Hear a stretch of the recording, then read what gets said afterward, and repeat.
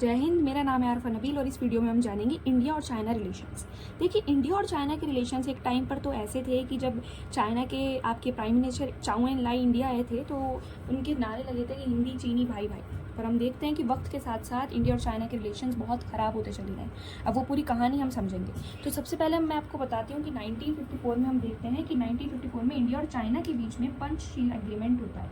पंचशील क्या था? बेसिकली इसमें 5 मेजर बातें थी जो दोनों देश जो हैं एक दूसरे से क्या करेंगे, एक दूसरे से वादा कर रहे हैं कि हम ये चीज़ें करेंगे। सबसे पहली क्या है? सबसे पहली है कि एक दूसरे की रिस्पेक्ट करेंगे on the terms of integrity and sovereignty. ठीक है, एक दूसरे की इंटीग्रिटी की और सॉवरेनिटी की दोनों देश क्या करेंगे, इज्जत करेंगे। दूसरा, म्यूचुअल नॉन एग्रेशन। किसी भी तरह का एग्रेशन जो है एक दोनों देश एक दूसरे को नहीं दिखाएंगे, बातचीत से सॉल्व करेंगे जो भी बात होगी। किसी भी तरह का इंटरफेयर नहीं करेंगे इंटरनल अफेयर्स में, जो इंटरनल मामले हैं उनमें किसी भी तरह का कोई कमेंट पास नहीं करेंगे। Equitable mutually beneficial relation. दोनों देश जो है एक बेनिफिशियल रिलेशन बनाने की एक ताकि देश में दोनों ही देशों में प्रॉस्पेरिटी आए, प्रोग्रेस हो, इस तरह के रिलेशन बनाने की कोशिश करेंगे। दोनों देश पीसफुल को एक्सिस्टेंस जो है स्टैब्लिश करने की कोशिश करेंगे। तो ये पंचशील जो था ये एग्रीमेंट हुआ था इंडिया और चाइना के बीच में। तो नेहरू जी को ये लगता था कि किसी भी तरह का कभी भी चाइना जो है वो कभी भी वॉर जो है वो नहीं करेगा, कभी कोई लड़ाई नहीं करेगा। पर ये बात उनकी गलत साबित हुई, वो हम आगे बढ़ेंगे। अभी देखिए कि तिब्बत प्रॉब्लम हमें चाइना में बहुत पहले से देखने को मिलती है। तो तिब्बत देखिए आपको दिख रहा होगा इमेज के अंदर, बराबर में है आपका पीपल्स रिपब्लिक ऑफ चाइना और उसी के बराबर में जो छोटी सी जगह है ये आपकी तिब्बत है। अब तिब्बत क्या है? तिब्बत एक डिस्प्यूटेड प्लेस है। चाइना जो है वो उस पर अपना अधिकार जमाने की कोशिश करता है, अपनी अथॉरिटी जमाने की कोशिश करता है। हालांकि प्राइम मिनिस्टर अटल बिहारी वाजपेयी जो हैं, जब उन्होंने चाइना विजिट करा 2003 में तो एक डिक्लेरेशन साइन हुआ और इंडिया ने इसको रिकॉग्नाइज करा as a autonomous region of People's Republic of China. ठीक है, मतलब People's of Republic of China जो मेजर चाइना है आज का वो है, और तिब्बत जो है वो अपने आप को ऑटोनॉमस स्टेट मानता है। वो कहता है कि नहीं, कि हम चाइना का पार्ट जो है नहीं है, बल्कि पूरा जो चाइना है वो हमारा पार्ट है। इस तरह से कहते हैं जो तिब्बत के लोग हैं। ठीक है, तो ये चाइना जो है हर बार कोशिश करता है कि किसी तरीके से तिब्बत को क्या करें, चाइना में मिला दिया जाए। हालांकि आज ये एक ऑटोनॉमस स्टेट जो है देखने को मिलता है, ऑटोनॉमस स्टेट। ठीक है, अब देखिए क्या हुआ कि आर्म रेबेलियन यहाँ पर लड़ाई होनी शुरू हुई तिब्बत के अंदर। ठीक है, चाइना की फोर्सेस ने, जब तिब्बत के लोगों ने चाइना की फोर्सेस के खिलाफ आवाज़ उठाई तो उसको कुचल दिया गया। ठीक है, तिब्बत के लोगों को क्या कर दिया गया, कुचल दिया गया। और ये सर्कमस्टांसेस जब तिब्बत में बहुत लड़ाई झगड़े देखे गए, ठीक है, क्योंकि चाइना के लोग तिब्बत के लोगों को बहुत परेशान कर रहे थे।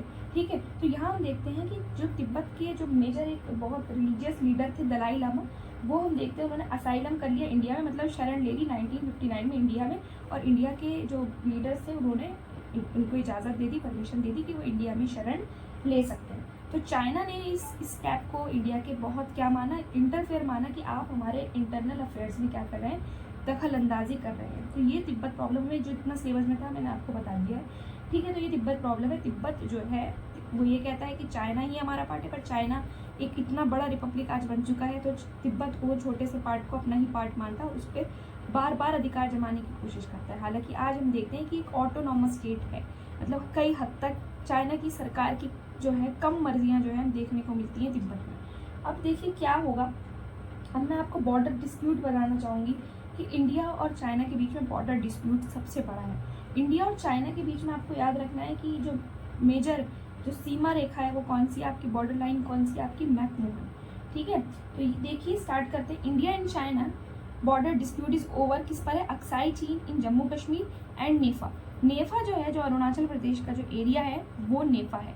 ठीक है, नॉर्थ ईस्ट फ्रंटियर जो एरिया है उसको हम बोलते हैं नेफा। ठीक है, तो जम्मू कश्मीर आपको मैं दिखा देती हूँ एक बार।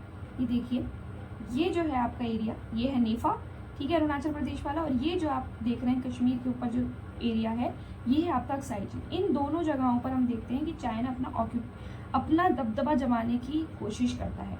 अब क्या होगा कि चाइना जो है, जो नेफा और अक्साई चीन दोनों पर ही अपना दबदबा जमाने की कोशिश करता है। और उसके बाद 1957 से 1959 के बीच में हम देखते हैं जो अक्साई चीन वाला एरिया था वहाँ पर चाइना रोड्स वगैरह बनाना शुरू कर देता है, कंस्ट्रक्शन काम जो है शुरू कर देता है। अब नेहरू जी को तो ये लगता है कि कोई बात नहीं, जो हो रहा है होने दो, और वो किसी भी तरह का स्टेप नहीं उठाते, बड़ा स्टेप, कोई मिलिट्री स्टेप नहीं उठाते और एयर फोर्सेस को भी इन जगहों से दूर रखते हैं। ठीक है, और फिर 1962 में हम देखते हैं कि चाइना जो है वो अटैक करना जो है इंडिया पर स्टार्ट कर देता है। तो ये जो 1962 में चाइना ने वॉर स्टार्ट करी इंडिया के साथ, ये एक सडन अटैक जो है से स्टार्ट हुई थी। एक सडन अटैक जो है सडनली कर दिया।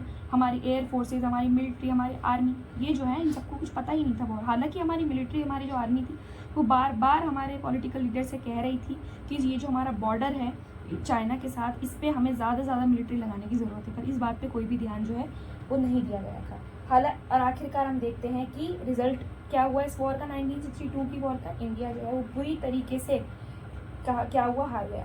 और इंडिया में जो कम्युनिस्ट पार्टी थी, क्योंकि हमें पता है कि चाइना में पॉलिटिकली क्या यूज़ हो, क्या कौन सी आइडियोलॉजी फॉलो होती है, कम्युनिज्म फॉलो होता है, वहाँ का एडमिनिस्ट्रेशन जो है वो कम्युनिज्म पे चलता है।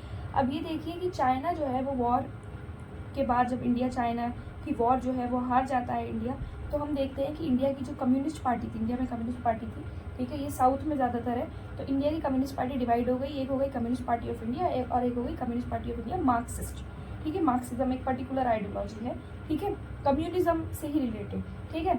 अब यहाँ पे देखते हैं इंडिया की जो फॉरेन पॉलिसी थी वो भी बहुत ज़्यादा क्या हुई, क्रिटिसाइज की गई, ठीक है।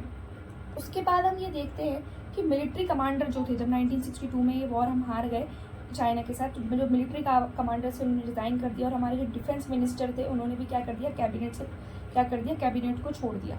उसके बाद ये जो गवर्नमेंट थी उसके खिलाफ क्या नॉन कॉन्फिडेंस मोशन पास किया गया, और नेहरू की जो इमेज थी वो इंटरनेशनली हम देखते हैं बहुत ज़्यादा खराब हुई। अब ये देखिए कि चाइना और इंडिया के कई और मामलों को लेके भी हम देखते हैं कि संबंध जो है, रिलेशंस खराब है। चाइना के मिलिट्री रिलेशन बांग्लादेश के साथ देखे जाते हैं, ठीक है, कि कई तरह के चाइना के जो है इलीगल मिलिट्री रिलेशन जो है बांग्लादेश और म्यांमार के साथ हैं, जो इंडिया जिसको हॉस्टाइल नज़रों से देखता है, ठीक है। हो सकता है कि चाइना जो है वो डिफरेंट तरह के, अलग अलग तरह के वेपन्स जो है बांग्लादेश और म्यांमार को देता हो।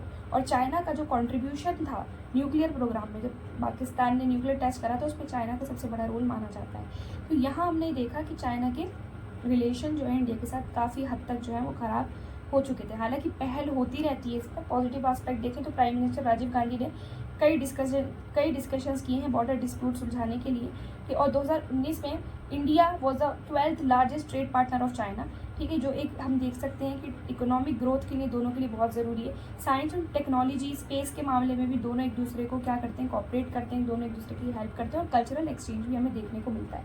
तो ये कुछ मेजर आंसर जो है आप अपने कॉन्फ्लिक्ट के बारे में लिख सकते हैं कि इंडिया और चाइना के बीच में क्या डिस्प्यूट्स थे वो बता सकते हैं, और इंडिया और चाइना के रिलेशन जो हैं आप शुरू से लेकर लास्ट तक इस तरह से बता सकते हैं।